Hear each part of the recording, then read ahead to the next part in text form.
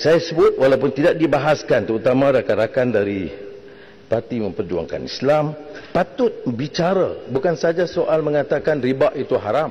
Semua orang dah tahu. Apa langkah penyelesaiannya? Dulu ada bank Islam. Tapi kita katakan ini tidak menyeluruh, maknanya tidak memenuhi maksud maqasid syariah dalam erti kata menyelesaikan beberapa masalah pokok ekonomi. Maka itulah sebab maka diadakan sidang antarabangsa ekonomi dan keuangan ke-15 yang diterokai oleh Malaysia. Dan saya percaya ini akan memberikan satu ruang kepada kita untuk membicara secara lebih menyeluruh apa erti pendekatan ekonomi Islam yang lebih menyeluruh selain daripada bank Islam atau takaful yang kita bicarakan selama ini.